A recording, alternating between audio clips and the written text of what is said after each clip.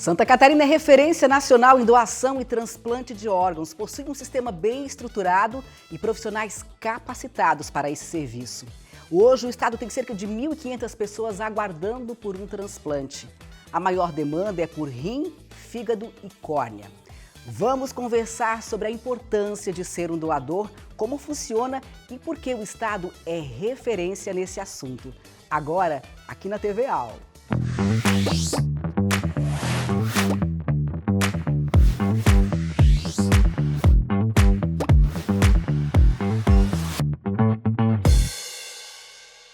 E para falar sobre esse tema, eu tenho a honra de receber aqui no estúdio o Dr. Joel de Andrade, coordenador de transplantes da Secretaria de Estado da Saúde desde 2005, médico intensivista da UTI do Hospital Universitário da Universidade Federal de Santa Catarina. Ele também é doutor em administração pela Universidade Federal do Rio de Janeiro. E aqui também Antônio Carlos de Oliveira Mafalda, ele que é repórter fotográfico, cobriu a Guerra das Malvinas, 4 Copas do Mundo, entre muitos outros trabalhos. E depois do diagnóstico de um câncer de fígado, ele recebeu transplante e aí se tornou um divulgador da causa da doação de órgãos em todo o estado. Mafalda, Dr. Joel de Andrade, que prazer recebê-los aqui no Vamos Conversar. Sejam muito bem-vindos. Muito obrigado, Rafaela. Muito obrigado pela oportunidade de estar aqui com vocês. Eu estou muito feliz, Rafael, de ser mais uma vez convocado para essa missão importantíssima, que é para falar sobre transplante. Eu sempre estou emocionado, porque é um momento que nós temos para divulgar, para conscientizar cada vez mais a necessidade de ser um doador. É isso aí, levar informação de qualidade para quem está em casa e sensibilizar as pessoas para que se tornem doadores. Para começar, estamos aí no segundo semestre de 2025. Quais são os números até agora? Como é que está a situação no estado com relação à doação e transplantes de órgão, doutor Joel? Um ano muito bom, um ano de aprimoramento do sistema. Tivemos mais de 200 doadores até o momento e temos uma taxa de não autorização familiar abaixo de 30%, por volta de 28%. Eu acho que esses são os dois principais indicadores. No estado, as famílias progressivamente têm dito mais sim e menos não. E isso faz com que aumentem as doações e aumentando as doações, aumenta a disponibilidade de órgãos para transplante. Tanto fígado, quanto rins, quanto córneas e todos os demais órgãos que são disponibilizados a cada doação realizada em Santa Catarina. Dando mais oportunidade de vida para muitas pessoas. Exatamente. E temos aqui uma Mafalda, você que recebeu o transplante e conseguiu reviver, digamos assim. Conta um pouquinho da tua história para a gente, como é que foi, Mafalda? Como é que é a sua relação, com o transplante de órgão? Para mim foi um choque quando eu recebi a informação que eu estava com problema de fígado e com câncer no fígado e não tinha como resolver. E eu estava numa viagem internacional, estava no Japão, quando eu me senti um pouquinho mal, e aí as pessoas viram que eu mudei minha cor, e quando voltei para o Brasil, eu amanheci um dia completamente coberto de sangue, e foi que tinha estourado alguma coisa, E me levaram para o hospital e o diagnóstico estava meio difícil de fazer, tinha que fazer em São Paulo. Eu fui para São Paulo, fizeram o diagnóstico e constataram câncer no fígado. Eu permaneci um bom tempo lá. E quando o médico me chamou e disse, olha, Mafalda, a gente ficou amigo, Porque o médico se tornou um grande parceiro meu, Dizia, Mafalda, a verdade é a seguinte, vai para casa, vai cuidar da tua vida, que tu tem pouco tempo de... Porque eu não tenho como fazer uma doação de um órgão aqui em São Paulo, que tinha muita gente, era uma fila imensa. Ia levar muito tempo. Ia levar Isso muito foi em que tempo. ano, Mafalda? 2013. 2013. E aí, se tu vai para... Mas no jardim da tua casa tá a resposta. Jardim da minha casa, eu fiquei assim, Pensei na minha mulher, a Imara, ela é jornalista, mas tem a mania de plantar coisinha, Digo, que remédio que ela plantou lá que vai ser minha... Não, era o HU, é o HU, Mafalda. E eu tive a bênção de receber, de vir para o HU. O HU, que é o Hospital Universitário da Universidade Federal de Santa Catarina. Aqui de Santa Catarina. a minha casa, hoje é minha casa, é minha segunda casa. E eu fui recebido com o maior carinho do mundo e eu entrei numa fila imensa. Eu era 70 e tantos lá, acho. Não me lembro, não tenho boa lembrança disso, nem quero me lembrar tanto também. E aquela coisa foi indo. Quando chegou no 8º mês, eu já estava diferente, né? Eu já era um cara sem muito... Já estava debilitado pela doença. E tinha esperança ainda, Mafalda, naquela época? Muita esperança, porque... Ela nunca morreu. Todo dia eu tinha uma informação boa, né? Tu tá indo bem. Claro, aí quando chegou mesmo que eu senti que ia adivinhar, eu recebi primeiro telefonema, que já era 2014, julho de 2014, recebi o primeiro telefonema. Eu fui para o hospital, só que não teve sangue para mim e nem plaquetas. E esse fígado foi mandado para São Paulo, pela informação que eu recebi, e eu voltei para casa. Mas eu não voltei triste. Eu voltei com uma maior esperança ainda, porque todo mundo ficou assim, chateado, né? E eu, a família, todo mundo, né? Eu voltei. Não foi 4, 5 dias eu recebi um telefonema. Eu lembro, a enfermeira disse assim: Mafalda, o teu fígado chegou. Uau! Uau! E a alegria de receber essa notícia? Bom, tu imagina, né? Receber a vida de volta praticamente. Eu digo, cara, venha urgente, e aí tá indo uma ambulância te pegar. Digo, mas eu vou de carro. Não, vem, já vem. Vem pronto para fazer a cirurgia. Já, não, e aí eu fui para lá, fui imediatamente para a sala de operação. E está aqui hoje. E eu vi Uau. quando trouxeram o fígado dentro de porta-gelo, né, eu olhei, ela disse, aí está teu fígado. E eu tenho a última imagem que eu tenho, eu faço questão de contar, porque é uma imagem de que todo mundo que estava ali estava com a esperança de que eu ia sair bem. E 2 enfermeiros que trabalham no HU foram no HU para não sei o que fazer, uma visita lá, uma coisa, e foram me procurar. Chegaram no meu quarto, que deu uma falta nessa operação, vai ser operado. Nós vamos tirar a roupa, vestir a roupa de enfermeiro. Era o enfermeiro me ajudava, dos pacientes, foram me ver. Aí ficaram, e quando eu vi eles, foi muito legal. Foi muito bom eu ter visto eles. Foi mais uma prova de que eu ia sair bem. E está aqui. E daqui a pouquinho a gente vai falar mais, eu quero saber como é que foi a recuperação, como é que foi com a família. Daqui a pouquinho a gente vai contar mais detalhes. Doutor Joel, então o Mafalda traz aí, né, o caso dele, a história dele, linda, linda, linda. Ele esperou aí cerca de 8, 9 meses, então, né, para receber o fígado. Exatamente. E falando nisso, qual é a média de espera, né, por um órgão? Quais são os órgãos que têm maior demanda? Conta um pouquinho para a gente. Olha, por curiosidade, eu revi há poucos dias a média de espera por um transplante de fígado em Santa Catarina dos pacientes que recebem, ou seja, eu não consigo incluir todos, mas dos pacientes que recebem, mais ou menos 3 meses e meio de espera. É um tempo espetacular, muito pequeno. Aí eu preciso explicar uma coisa, o fígado é distribuído por gravidade. O Mafalda conta que tinha uma fila de 78, chegou a vez dele porque ele foi ficando mais grave, e à medida que fica mais grave, isso se traduz por uma equação chamada MELD, que do inglês é Model of End Stage Liver Disease, modelo de doença final de fígado, determina uma equação e um número. Quanto mais alto é o teu número, mais rápido você é transplantado.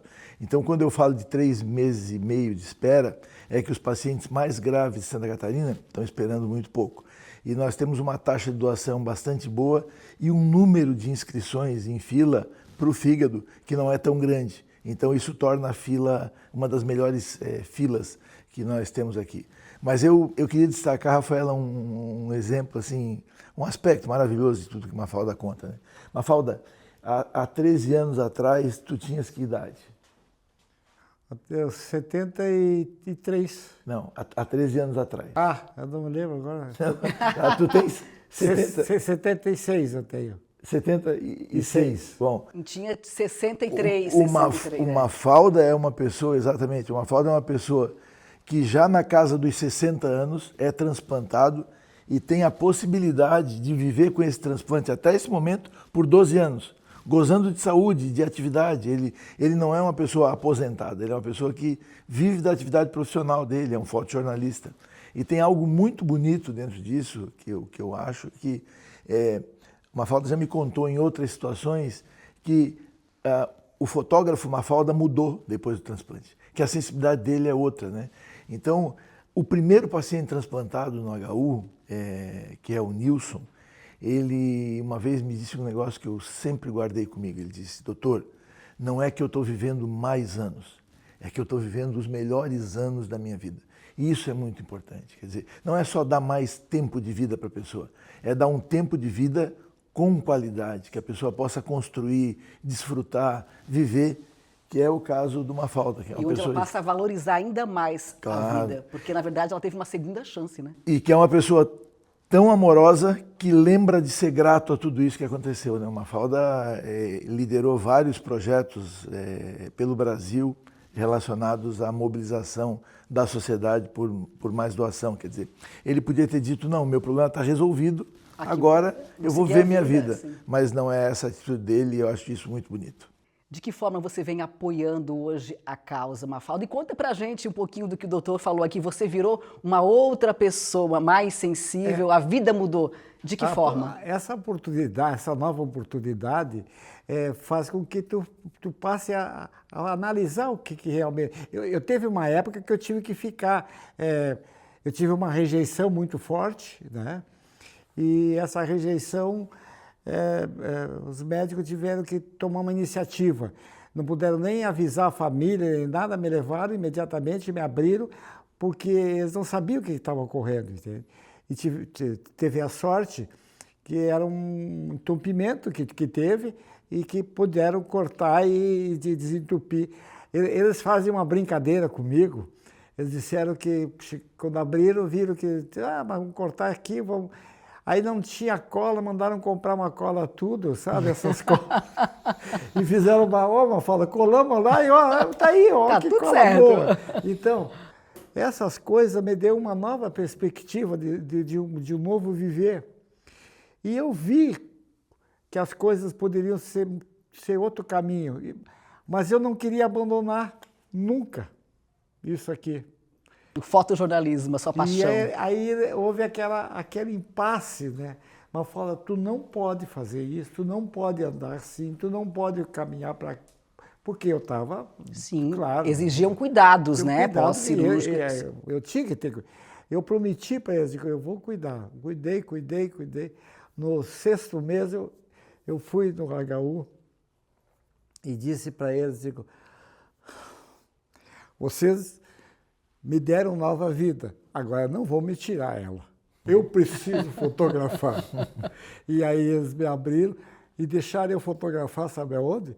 Atrás do HU, onde tinha um lago e tinha coisas que eu pudesse fotografar. E eu descobri nisso, que eu também era um fotógrafo de guerra, um fotógrafo de luta, um fotógrafo de subir morro, um fotógrafo de esporte, correr. Eu fazia a Fórmula 1, eu tive a oportunidade de andar com a Ayrton Senna, de ser fotógrafo da Marlboro junto com a Ayrton Senna, de estar com outros fotógrafos importantes, com outros repórteres e jornalistas do mundo todo, viajando pelo mundo. Quer dizer, mas de repente eu estava em outro momento. Eu pensei que isso ia me acabar. Não, muito pelo contrário. Me deu uma nova expectativa de vida. E eu comecei a ver. Aí eu fui um dia fazer, eu tive que ir do HU, e eu vi aquelas pessoas lá. E eu me senti na obrigação de sair dali e dizer para o mundo, olha, tem outras pessoas que precisam. Sim. Tem gente que está na mesma fila que eu tive e que está esperando. Porque o doador que faz a doação, a família que faz a doação, Imagina que eles perderam Eles estão num momento de absoluta dor. e estão querendo reviver um pedaço dessa família numa outra pessoa, que eles nem imaginam se vão conseguir um dia. Se é que essa família sabe que existe uma falta, mas eu tenho uma obrigação, uma gratidão e uma necessidade de mostrar para o mundo que nós precisamos ajudar os outros. Isso. O Mafalda está aqui como tantas outras pessoas seguem vivendo graças ao sim de muitas famílias que, em meio à dor, decidem, optam por dar o ok, não podem tirar os órgãos. Qual a importância desse sim para quem está em casa nos assistindo, doutor? Para além da importância, Rafaela, eu queria dizer do meu absoluto respeito e da minha admiração incondicional por essas famílias. Porque essas famílias, justamente no meio do drama, da dor de perder alguém que amam, alguns deles conseguem imaginar que outras pessoas também poderiam perder seus familiares se a decisão deles fosse não e eles optam pelo sim. Nesses 20 anos de SC Transplantes, eu várias vezes conversei com familiares e doadores por questões diferentes, encontros, e ouvi de um senhor no Planalto Norte de Santa Catarina uma declaração que dizia: doutor, no velório do meu filho eu me sentia triste por ter perdido e alegre por saber que outras pessoas não iam ter aquela dor que eu estava sentindo, porque a vida dos seus filhos foram salvas, né?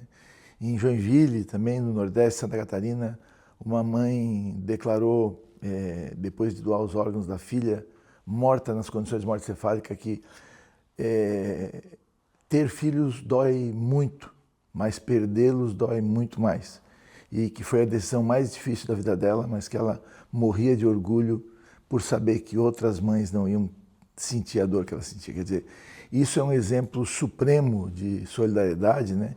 E que se associa a essa atitude do Mafalda, que depois de receber, também pensou que podia ajudar na mobilização da sociedade em relação à doação, né? Então, eu mais uma vez queria dizer que tenho uma admiração incondicional pelas famílias doadoras e um respeito enorme, porque eles tomam essa decisão atravessados pela dor da perda. A gente faz aqui na nossa reverência, nossa homenagem a cada família, né, que, apesar da sua dor, resolve, decide dizer sim e dá oportunidade para tantas outras pessoas viverem, seguirem vivendo. Mafalda passou por isso. O que você diria hoje e que diz hoje aí no seu trabalho de apoio a essa causa às famílias? Mafalda. Eu sempre disse que essas famílias são abençoadas. Elas têm uma vocação, têm uma vontade de ajudar, têm uma participação no mundo. Porque tudo aquilo que tu faz na nossa profissão, como jornalista, o médico, o enfermeiro, eles têm uma doação. Olha, aquelas enfermeiras passam horas, às vezes, junto com aquela pessoa ali. Para quê? Porque é o amor que eles têm para aquilo ali. E isso eu, como paciente, eu tenho que retribuir. Eu não vou poder abraçar todas elas, todos eles que trabalham, mas eu retribuo fazendo esse trabalho que eu faço de comunicação. Eu vou num colégio, às vezes, que eu tenho oportunidade, eu já pedi, e agora eu dei uma paradinha, mas eu estou voltando de novo, para as universidades me convidarem para falar sobre isso para os alunos. A importância que isso tem de eu dizer, como receptor, e receber de uma família e dizer, olha, a importância, tu pode ser doador, qualquer um aí pode ser doador. Por favor, é só imaginar que pode acontecer, ninguém está livre de não ter um fato, ninguém quer, mas acontece. E essas famílias que têm essa coragem, esse amor, esse desprendimento, elas merecem todo o nosso amor, nosso respeito. Com certeza. E por isso que eu estou aberto e com justiça. Eu tenho que fazer justiça, dizer a todos, olha, quem trabalha nisso, porque o cara que sai, o médico que sai correndo como saíram para me ajudar, cara estava lá em Blumenau, pegou um carro e veio para Florianópolis para vir me ajudar a me salvar. Quer dizer, é uma coisa maravilhosa, é uma gratidão que eu tenho que ter. Mas eu tenho que mostrar isso. Eu me acho na obrigação de falar, de dizer para as pessoas, é maravilhoso viver. Em Santa Catarina, eu sou um pouquinho, agora, catarinense, né? Eu tenho um fígado de Santa Catarina, né?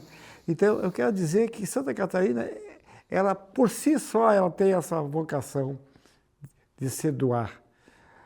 Eu vou para cidades, eu falo que as pessoas me recebem, eu sou fotógrafo, então eu tenho a oportunidade de fazer trabalhos, e eu quero cada vez mais, como fotógrafo, mostrar a bênção que é Santa Catarina. Então, eu preciso fazer isso. Mostrar essa solidariedade. Eu né? tenho que mostrar. Então, aí. eu, por exemplo, uma coisa que eu decidi comigo, entende? Nada na vida me paga o que eu recebi. Não.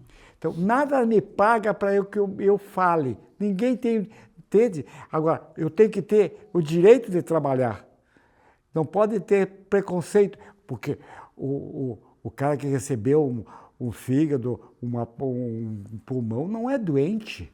Ele pode trabalhar e eu sou a prova disso. Eu não sou doente. Eu tenho o meu direito de trabalhar e quero trabalhar. É isso aí.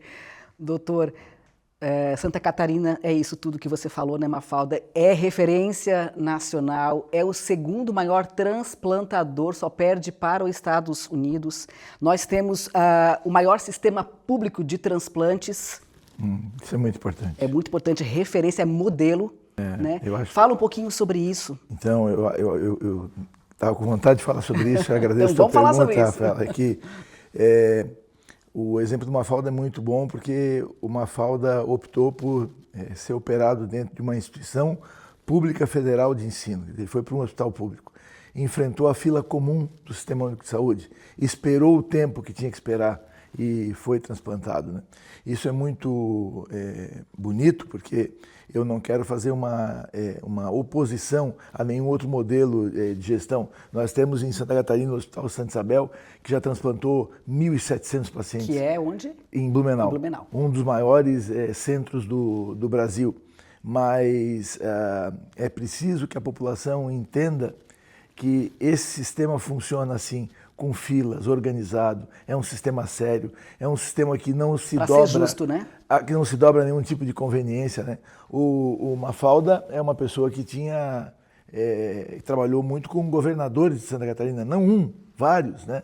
E ele foi para a fila, quando vem o primeiro fígado dele, não tem sangue nem tem plaquetas, então ele não recebeu o enxerto. Esperou mais uns dias e aí veio uma segunda oferta. Ah, mas por que ele recebeu uma segunda oferta tão perto uma da outra? Porque ele já estava num nível de gravidade maior, né? Então, é assim que funciona o sistema e eu queria dar meu testemunho pessoal, porque no HU eu também sou médico da UTI, então recebo os pacientes no pós-operatório, são todos pacientes do Sistema Único de Saúde e que estão sendo transplantados um após o outro dentro de um cuidado muito grande e resultados excepcionais. Isso é muito bacana, né? Porque a gente nunca sabe, Rafaela, quando eu, você ou quem está no nosso entorno vai precisar.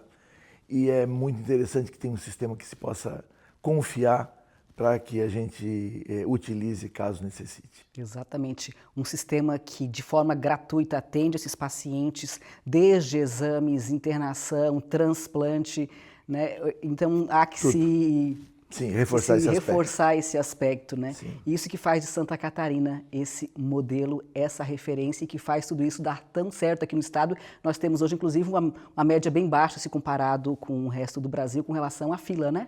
Exatamente. A fila é menor justamente porque tem porque é eficiente, uma taxa de doação maior e ainda há vários aspectos que a gente pode melhorar em relação à fila de espera de córnea, que são coisas que a gente está organizando para esse ano e ano que vem.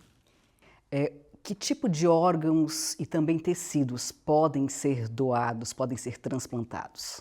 Basicamente, todos os órgãos podem ser doados e nem todos os programas de transplante que nós temos em Santa Catarina. Então, basicamente, nós podemos doar um doador jovem, sem comorbidade, sem doenças, e que se torna doador por um acidente, por um ferimento qualquer, e que desenvolve morte cefálica, ele pode doar os 2 pulmões, o coração, os 2 rins, o fígado, o pâncreas, o intestino.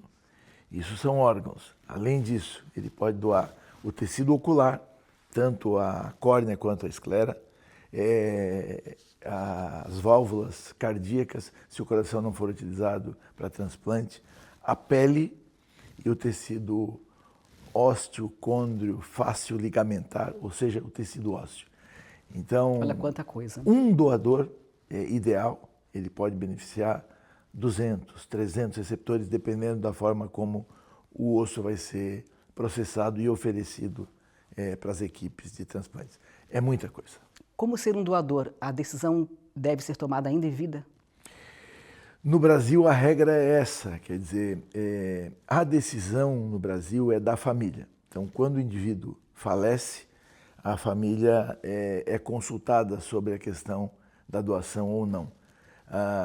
Todas as famílias, 100%, eu não conheço exceção a essa regra, que ouviram da pessoa que ela gostaria de ser um doador, respeitam a opinião. Então, é uma decisão em vida, mas depende de que você fale para a sua família. Porque se você não falou para a sua família e a família não tem noção do que você gostaria, aí entra uma outra conversa, que é um aspecto que nós temos muito desenvolvimento em Santa Catarina, que é a interação entre famílias e os coordenadores de transplantes, que são a unidade funcional do nosso sistema, né? São profissionais altamente preparados e capacitados para lidar com aquele momento onde a dor impera, né, e que você tem que fazer uma abordagem bastante desafiadora, né? Basicamente, em Santa Catarina, médicos, enfermeiros, alguns psicólogos e assistentes sociais, mas basicamente médicos e enfermeiros, treinados em comunicação e que têm grandes habilidades para entrar em contato com a família de modo empático, respeitoso, humanizado, fazendo com que se crie um clima de solidariedade e de respeito. E a solidariedade, isso é uma coisa que eu aprendi, Rafaela, ela não nasce da brutalidade, ela nasce da solidariedade. Se a família é tratada com humanidade dentro do hospital, no final disso pode surgir uma doação. Mas se a família é maltratada dentro do hospital, perdeu a chance, aí se perde a chance. Se perde a chance. E é curioso porque chama-se tecnicamente isso de negativa familiar. E eu implico muito com isso. Eu digo, não pode chamar de negativa familiar, porque quando a família diz não, porque foi maltratada, é uma negativa institucional ou profissional. Então a gente tem que diferenciar isso. Eu tenho bastante tempo de experiência com as famílias e tenho tranquilidade para te falar que as famílias bem tratadas tendem naturalmente a dizer o sim. A dizer sim. Mafalda, a gente trouxe aqui, doutor, especificou bastante aí o porquê Santa Catarina é referência, a questão de ser um modelo no sistema público. Você provou, testou isso. Conta um pouquinho para a gente. Também fala da sua recuperação. Como é que foi? Uma coisa que eu gosto de falar sempre para o pessoal que está na fila, tenha paciência e fé. Porque tu não pode passar na frente de ninguém, porque nós temos o mesmo direito. Ninguém é melhor que ninguém. Ninguém né? é melhor que ninguém. Então, essa tranquilidade nós temos aqui em Santa Catarina. Eu nunca perguntei nada. Claro, eu comecei o meu corpo, eu comecei a perder a coisa, foi indo, e os médicos foram vendo que eu estava chegando o momento em que eu não tinha mais vontade de dizer nada e estava no final. Mas eu não me assustei, não. Eu sempre tive o aspecto de estar ali na esperança de receber, e recebi. Quando eu saí depois do transplante que eu tive que voltar para de novo e fui para a UTI, eu tive um recorde, segundo os médicos disseram, que a recuperação minha na UTI foi rápida. Eu não fiquei assim uma semana, eu fiquei poucos dias na UTI e logo logo acordei. Eu sempre conto que eu acordei, será que eu estou aonde? Eu estou no universo onde eu estou? Porque tinha médicos e enfermeiras, né? Eu digo, eu estou no paraíso, né? Todo mundo me cuidando, eu entubado, né? Mas eu vi as pessoas. E contam para mim que o meu semblante, assim, que aparecia, era de felicidade, que eu tinha demonstrado. Não, eu estou no paraíso. E eu dizia para depois que me tiraram. E eu logo fui para o quarto e imediatamente me mandaram para casa. Por 2 motivos. Para que eu não pegasse nenhuma contaminação e eu estava me recuperando bem, então eu tinha que ir embora. De um lugar para o outro, né? Graças a Deus, né? E eu fui, e em casa a recuperação foi boa, né?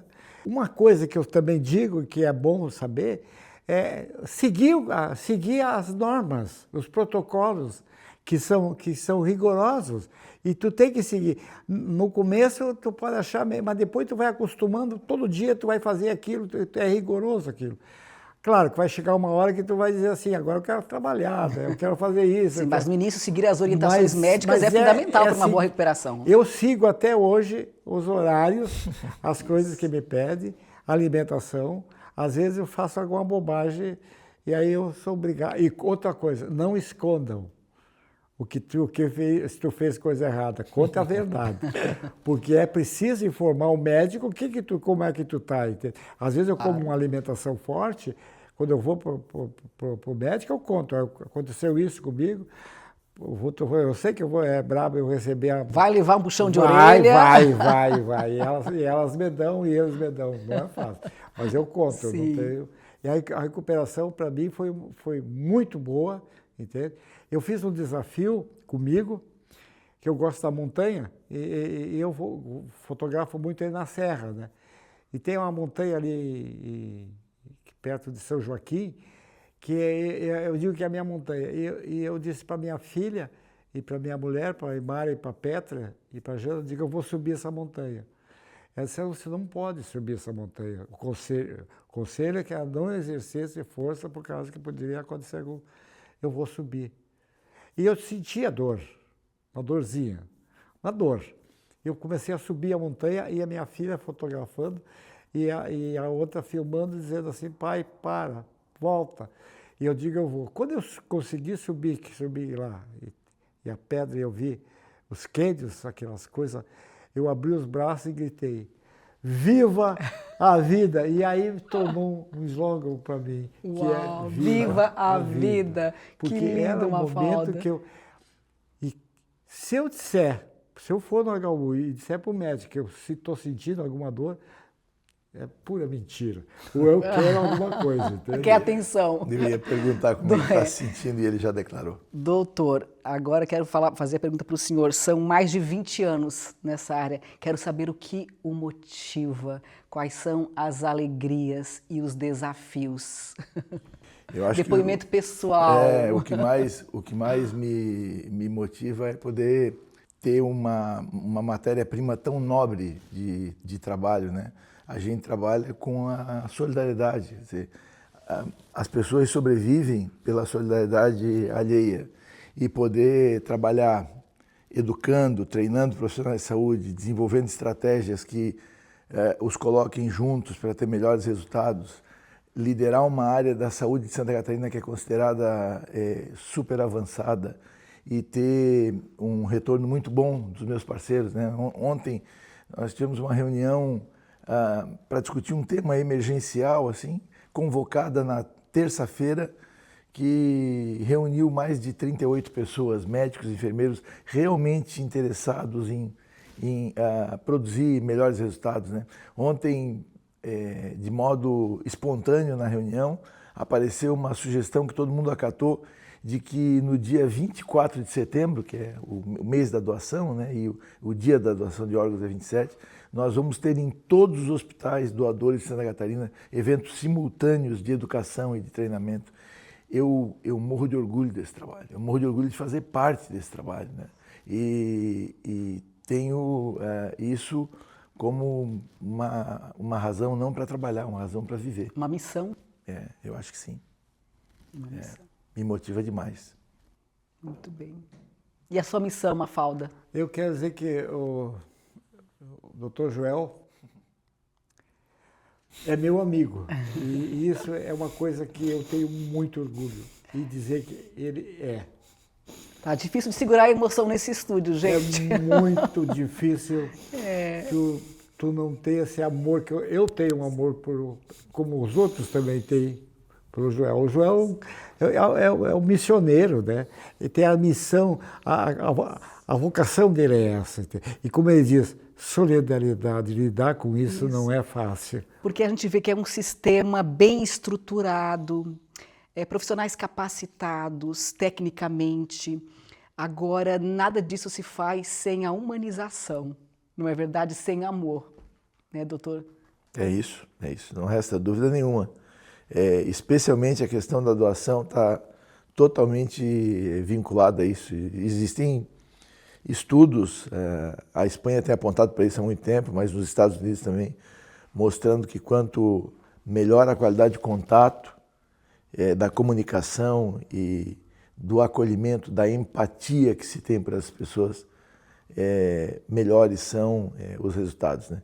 Por isso a nossa obsessão em perseguir treinamentos cada vez mais avolumados e de melhor qualidade para tentar ir melhorando o sistema.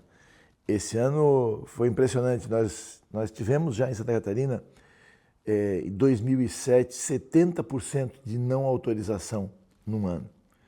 E começamos a trabalhar com a educação dos profissionais e fomos caindo até 30%. 19 e 20 foram anos de 25% de não autorização, quer dizer, parecia que a gente ia conseguir bater a barreira do 20%, mas não, a gente subiu para 30% no pós-pandemia e ficou estacionado. E esse ano a gente reviu todos os detalhes do processo, melhoramos alguns aspectos e conseguimos baixar para 28%. No final das contas parecem só números, mas não são. São números que revelam um trabalho esmerado e que proporciona para as famílias essa possibilidade de doação. Isso é muito importante.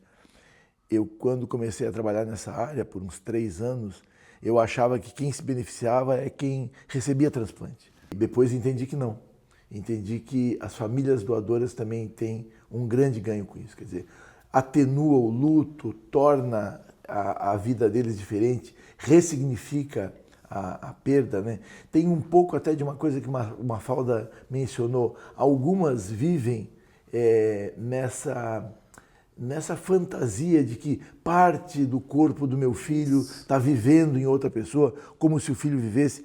Cada uma dá um significado diferente. Eu não estimulo nenhum deles, mas me parece importante que as pessoas que são atravessadas pela dor, que elas possam dar um outro significado. E eu queria comentar um detalhe, Rafaela. O Gilberto Gil, ele acaba de perder uma filha, a Preta Gil. Mas não sei se todo mundo sabe, ele perdeu um filho de 18 anos há décadas atrás, chamava Pedro Gil, era baterista, morreu num acidente de carro. E no cemitério do Caju, colocaram o microfone no rosto dele e perguntaram como é que ele se sentia, e ele disse: eu me sinto muito triste. Eu me sinto triste porque a ordem natural é que os filhos enterrem os pais. E eu hoje estou tendo que enterrar meu filho. Agora ele teve que enterrar outra filha. Mas eu lembro que desde essa época, eu era jovem, tinha 20 e poucos anos, eu guardo isso para mim. Eu não consigo imaginar a perda do meu filho e da minha filha. E aí o que eu guardo para mim é o seguinte: como pode alguém perder um filho e no meio dessa tragédia lembrar que outras pessoas também poderiam perder seus filhos, por isso é importante, né? Então, de novo, assim, eu acho que se existe um ato de nobreza, de demonstração de solidariedade e de caráter e de princípio humano das pessoas, esse ato é a doação de órgãos. Com certeza é. Não é permitido que se conheça a família doadora, né? Faz parte das regras. Porém, Mafalda, você, por exemplo, né, se pudesse encontrar com a família que disse sim para você e que lhe deu a oportunidade de seguir a sua vida aqui fotografando, subindo a montanha, né, divulgando a causa, o que você diria para essa família? Eu não tenho palavras, né? O agradecimento. Eu acho que aconteceu um fato novo, né, nesse episódio todo de doação de órgãos. Para mim, foi quando surgiu a oportunidade de a gente criar um projeto chamado Cicatrizes. Esse projeto era mostrar os que receberam do transplante, o seu órgão, que estavam fazendo alguma coisa. E aí foi feito que os que praticavam esporte, tinha muitos que receberam pulmão, fígado, coração, pálpebras, várias coisas, e desafiavam a vida praticando esporte, dançando. E aí pensaram em fazer um trabalho, uma revista, um documentário. Queriam um fotógrafo que também fosse transplantado. E acharam... Tiveste a honra. Acharam o fotógrafo, que era uma Mafalda. E me ligaram para mim, e eu nunca me esqueço que falaram assim, a gente não tem tanto dinheiro, não tem patrocínio. Aí eu disse, a emoção que eu estava em ser convidado para fazer um trabalho desse, eu disse assim, olha, tendo um prato de comida e vocês me levando em um lugar para dormir, feliz. Não preciso mais nada, eu vou levar minha máquina. E para tu ver como existe a solidariedade, eles disseram, a gente vai tentar arrumar um hotel, né, alguém para patrocinar isso. E teve empresa, eu virei capa de revista. De repente eu estava sendo fotografado, eu não acredito, mas eu comecei a pensar diferente.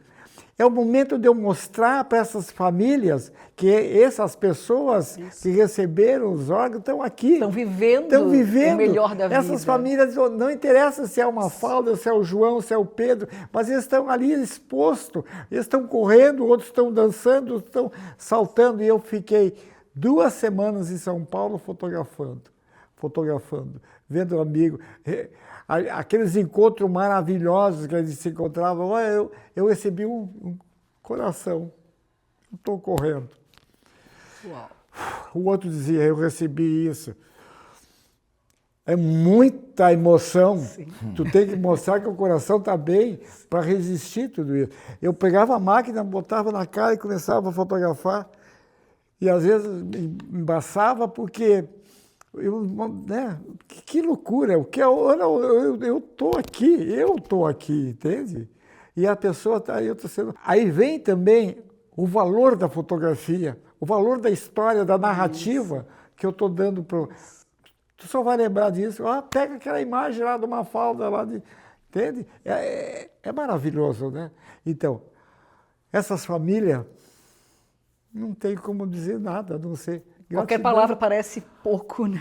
É pouca coisa. Não é? Eu dizer, eu amo vocês, é tão... Mas eu tenho que honrar.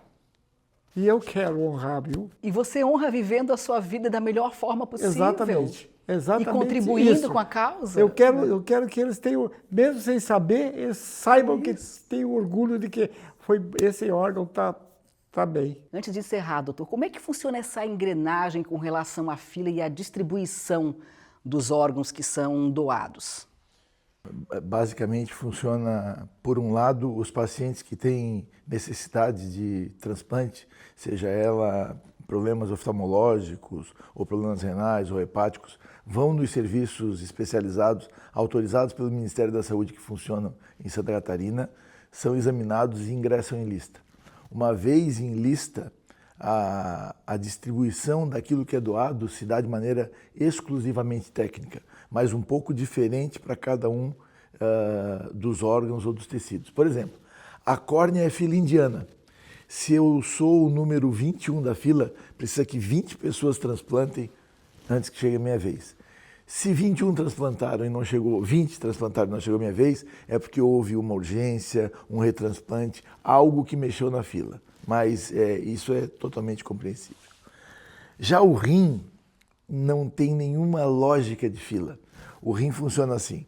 Nós temos hoje pouco mais de 800 pacientes em lista. Eles são um pool de pacientes. Quando falece um paciente, se tipifica o HLA, são moléculas do doador, e se procura dentro desse pool quem é mais parecido geneticamente com aquela pessoa. Essa pessoa é o primeiro receptor. O segundo rim vai para a segunda pessoa mais parecida. E se os dois estão viajando, então vai para o terceiro. Se o quarto está doente, então, entende? Então funciona mais ou menos assim. O rim, como tem essa lógica de respeitar o HLA, ele às vezes o paciente fica uma tarde em fila. Ele entra às 2 da tarde e às 6 da tarde apareceu o doador dele, ele vai embora. Já o fígado é aquela história do MELD que eu falei, da equação de gravidade da doença hepática, então o mais grave vai na frente, é uma lógica matemática.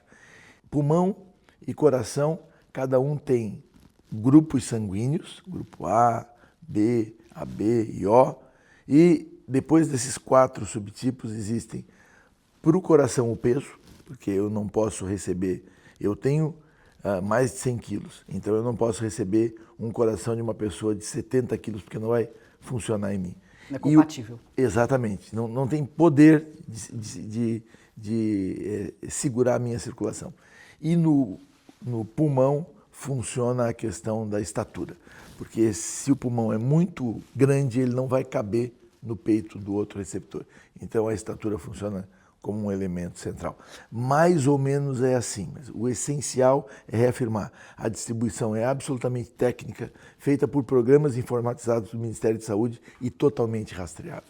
Não há um só questionamento de distribuição de órgãos em Santa Catarina.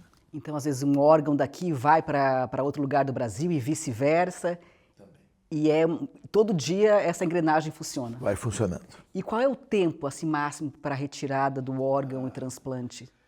Cada órgão tem seu tempo, assim, o fígado, o tempo máximo entre retirar e implantar seria de 12 horas, mas é melhor que seja menor. Para o rim seria até 36 horas, mas quanto menor, melhor. E para o coração e pulmão é crítico. Entre estar batendo um coração no peito de um doador e estar implantado no receptor, 4 horas de intervalo. Dá para ter uma ideia mais ou menos de quantas pessoas trabalhando nesse sistema? Olha, só coordenadores de transplantes, ou seja, pessoas que trabalham conversando com as famílias e comunicando os diagnósticos e fazendo as entrevistas, nós temos entre 200 e 250 pessoas no estado trabalhando, no estado inteiro de Santa Catarina. E nas equipes de transplante, se for contabilizar todos que estão envolvidos, como é uma falda conta do enfermeiro, do médico e tal, eu calculo que são mais de 1.000 pessoas. Olha só, e quantos hospitais em Santa Catarina fazem esse trabalho?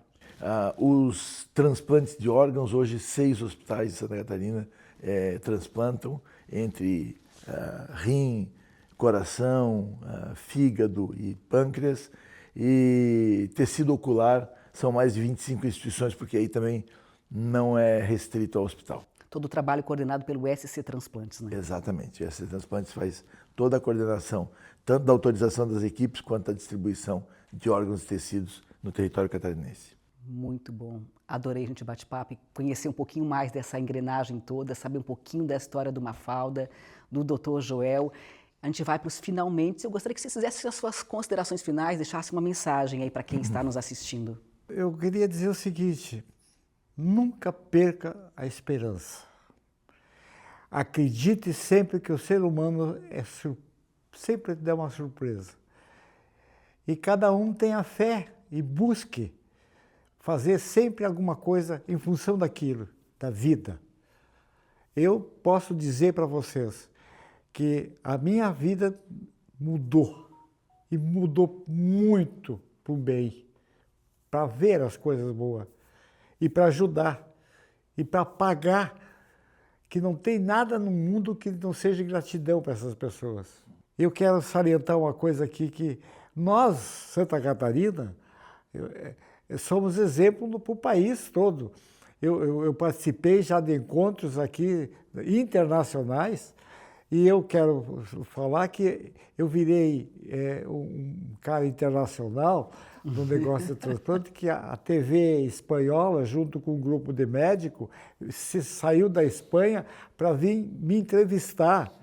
E foi maravilhosa, ficamos uma semana aqui, eles foram fazer transplante em outro lugar, eu fui mostrar como é que eu vivia, como é que eu era, e mostrou para o mundo Um médico veio me entrevistar, uma médica veio falar comigo. E isso, para mim, teve um significado importante, que eu recebi carta e homenagens até de outros países, mostrando esse carinho que tem pelo Brasil. E o Brasil é exemplo. E nós estamos em Santa Catarina. Eu estou aqui, então Santa Catarina é exemplo para o mundo. Isso é fundamental. E o Dr. Joel era o encarregado disso, de mostrar para o mundo o que nós temos aqui hoje. Rafaela, eu estou imensamente feliz de saber que um órgão público como a Assembleia Legislativa tenha pessoas do nível de você para que faça esse trabalho e mostre para todos a importância que nós temos de ser doador de órgão. E viva a vida! E viva a vida! Doutor Joel? Primeiro, um rápido esclarecimento. Um grupo ligado ao Hospital Del Mar de Barcelona realizou um documentário sobre o modelo espanhol de coordenação de transplantes no mundo. E Santa Catarina foi o único lugar no hemisfério sul escolhido para eles mostrarem como o modelo prosperou, né? E foi essa participação de Mafalda e de outras pessoas transplantadas aqui. Foi realmente muito emocionante. Mas o que eu queria dizer é o seguinte: eu acho que seria interessante, a Rafaela fez essa provocação, que todo mundo tivesse uma decisão em relação a sou doador ou não sou doador. E talvez essa decisão pode vir de uma reflexão muito simples. Se eu gostaria que o meu filho, a minha mãe, o meu pai, o meu irmão, o meu amigo, as pessoas queridas pudessem receber um órgão, pois eu estou afirmando que eu sou doador.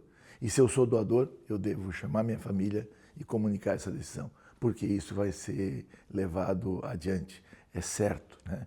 E é muito importante que a gente saiba que a nossa chance de ser doadores hoje no Brasil, morrer em morte cefálica, ela é mais ou menos 1/5 da nossa possibilidade de precisar de um transplante de córnea, rim, fígado, essas necessidades somadas. Então é muito importante que a gente tenha essa opção, uma opção de solidariedade e que deixa o ambiente onde a gente vive mais seguro para todos aqueles que precisam de um transplante. Muitíssimo obrigada, é uma honra ser um instrumento para poder levar essa mensagem de vocês para quem está nos assistindo, que a gente possa, né, por meio desse programa, sensibilizar quem está lá do outro lado. Muito obrigada, parabéns pelo trabalho de vocês, sucesso ainda maior. Dr. Joel, Mafalda, muitos anos de vida, viva a vida e viva da melhor maneira possível. Que maravilha, quantas mensagens e quantos alertas, né, a gente deixou aqui para quem está lá em casa como telespectador. Obrigada. Viva a vida. Viva a vida. Um abraço grande para vocês. Muito obrigado. E assim vamos encerrando. Vamos conversar de hoje. Obrigada pela companhia.